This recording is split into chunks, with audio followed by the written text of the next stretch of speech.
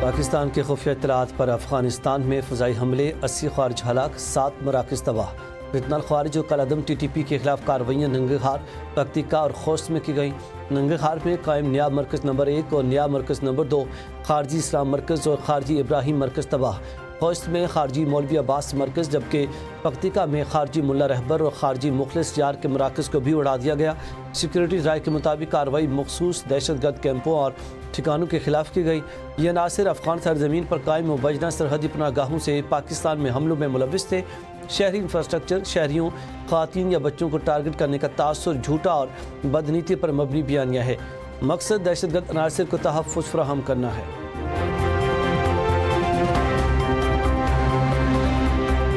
پاکستان کے خلاف سازشیں کرنے والوں کو واضح پیغام مل چکا۔ یہ ہر اس ماں کے آنسوؤں کا جواب ہے جس نے اپنے بیٹے کو وطن پر قربان کیا۔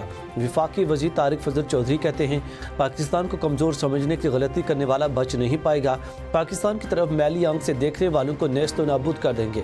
وزیر مملکت داخلہ طلال چودھری نے کہا، افغانستان میں جوابی کارروائی کے دوران متعدد دہشت گرد مارے گئے، درجنوں گروپ افغانستان سے آپریٹ ہو رہے ہیں۔ اقوام متحدہ اور مختلف ممالک بھی اس کی تصدیق کر چکے ہیں۔ پاکستان اپنے عوام کی جان و مال کی حفاظت کے لیے اقدامات کر رہا ہے۔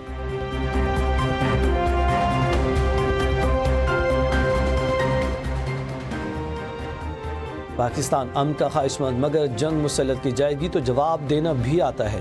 اسپیکر قومی اسمبلی سردار ایاز صادق کا لاہور میں تقریب سے خطاب، کہا، بے گناہ شہریوں پر حملے کرنے والوں سے کوئی رعایت نہیں ہوگی۔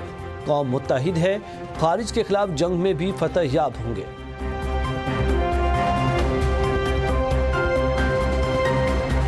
افغان عوام کی دہشت گردوں کی محفوظ پناہ گاہوں کے خاتمے کے لیے پاکستان کی حمایت۔ افغانستان کی عوامی تحریک نے بھی دہشت گردوں کے ٹھکانوں کی تباہی کو خوش آئند قرار دے دیا۔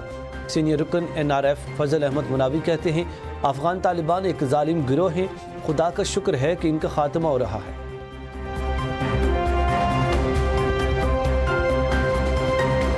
افغانستان میں دہشت گردوں کے کیمپوں کو نشانہ بنایا گیا۔ افغان کیمپ پاکستان میں دہشت گردی کے لیے استعمال ہو رہے تھے۔ علامہ طاہر اشرفی کہتے ہیں کہ خارجیوں نے پاکستان میں بے گناہ لوگوں کو نشانہ بنایا۔ افغان سرزمین پاکستان کے خلاف استعمال ہوگی تو جواب دیا جائے گا۔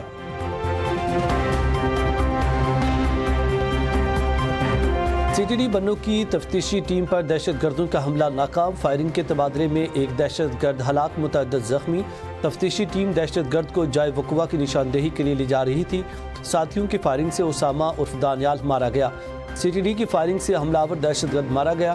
ممکنہ سہولت کاری کی تلاش کے لیے سرچ آپریشن۔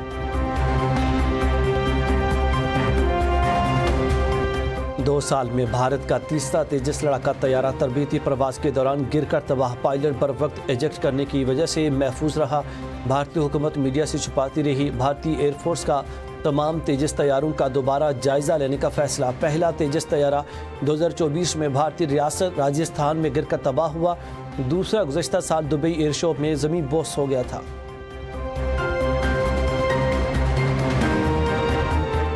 ٹرمپ کی ایران کو معاہدے کی ڈیڈ لائن کے بعد خطے میں کشیدگی میں اضافہ۔ امریکہ کا دوسرا بحری بیڑا جیرالڈ آر فورڈ بحیرہ روم میں داخل۔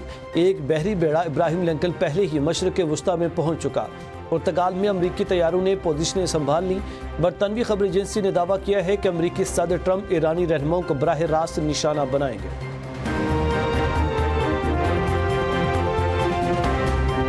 ایران صنعتی معیار والا بم بنانے سے ایک ہفتہ دور ہے۔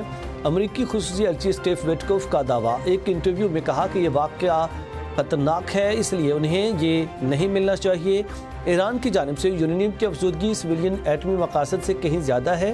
صدر ٹرمپ ایران ہیں کہ ایران نے شدید دباؤ کے باوجود ابھی تک ہتھیار کیوں نہیں ڈالے۔ ایرانی صدر کا دباؤ کے سامنے جھکنے سے انکار، قومی مفادات کا ہر قیمت پر دفاع کرنے کا عزم۔ مسعود پزشکیان کہتے ہیں، بین الاقوامی قوتیں ہمیں گھٹنے ٹیکنے پر مجبور کرنے کے لیے صف بندی کر رہی ہیں۔ ایران اپنی خود مختاری پر سمجھوتا نہیں کرے گا۔ قطری وزیر اعظم کا ایرانی وزیر خارجہ کو ٹیلی فون۔ شیخ محمد بن عبد الرحمان کا اختلافات کو سفارتکاری کے ذریعے حل کرنے کی ضرورت پر زور۔ نیو یارک ٹائمز کے مطابق ایران ممکنہ جنگ سے نمٹنے کے لیے تیار ہے۔ سپریم لیڈر نے بیشتر اختیارات نیشنل سیکورٹی کونسل کے سربراہ علی لاریجانی کو سونپ دیے۔ علی خامنئی نے 4 سطحوں پر مشتمل اپنے جانشین مقرر خلیج فارس کے ساحلوں پر میزائل نصب کر دیے۔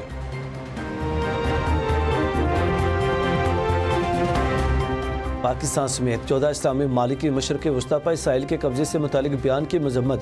پاکستان، مصر، اردن، متحدہ عرب امارات، انڈونیشیا اور ترکیہ شامل سعودی عرب، قطر، کویت، عمان، بحرین، لبنان، شام اور فلسطین کے وزرائے خارجہ کا بھی شدید رد عمل۔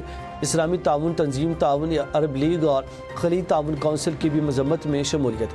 اسرائیلی سفیر کا بیان بین الاقوامی قانون اور اقوام متحدہ کے منشور کی کھلی خلاف ورزی اور خطے کے امن و استحکام کے لیے سنگین خطرہ قرار دیا۔ فلسطینی عوام کے لیے آزاد و خود مختار ریاست کے قیام کے عزم کا بھی اعادہ۔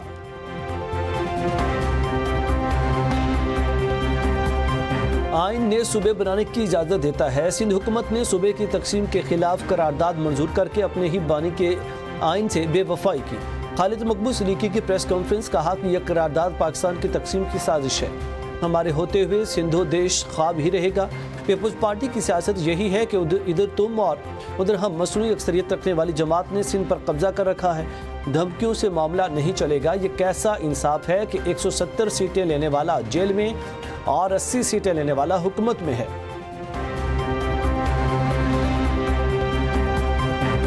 دو وفاقی وزراء سندھ حکومت کے خلاف سازش کر رہے ہیں۔ گورنر ہاؤس سیاسی سرگرمیوں کے لیے استعمال نہیں ہونا چاہیے۔ وزیر اطلاعات سندھ شرجیل انعام میمون کی میڈیا سے گفتگو، کہا کچھ لوگ صرف مایوسی پھیلانے کی باتیں کر رہے ہیں۔ سندھ حکومت ہر حال میں منصوبوں کو مکمل کرے گی۔ بانی پی ٹی آئی کی رہائی ان کے رویے پر منحصر ہے۔ Social media per P T I کے ہماری اداروں کو نشانہ بناتے ہیں۔ اگر یہ لوگ اپنے الفاظ کا چناؤ بہتر کریں تو معاملات میں بہتری آئے گی۔ نائب وزیر اعظم اسحاق ڈار اور بنگلہ دیش کے وزیر خارجہ کا ٹیلی فونک رابطہ۔ اسحاق ڈار نے بنگلہ دیش کے وزیر خارجہ کا عہدہ سنبھالنے پر مبارکباد دی۔ کثیر الجہتی فورمز پر تعاون بڑھانے اور مختلف شعبوں میں اشتراک وسیع کرنے پر اتفاق۔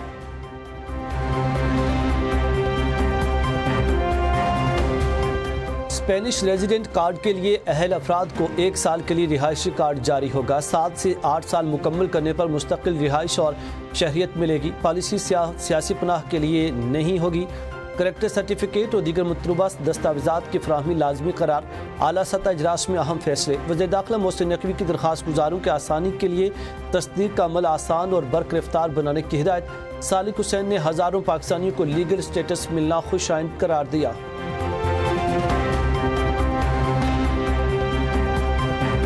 وزیر اعلیٰ پنجاب کا C M green tractor program phase 3 کی قرآن اندازی کا آغاز۔ مریم نواز کا خوش نصیب کاشتکاروں کو فون مبارکباد دی، کہا کہ گرین ٹریکٹر اسکیم آنے سے زرعی لینڈسکیپ بدل رہا ہے۔ نون لیگ نے ہمیشہ کاشتکاروں کی فلاح و بہبود پر توجہ مرکوز کی۔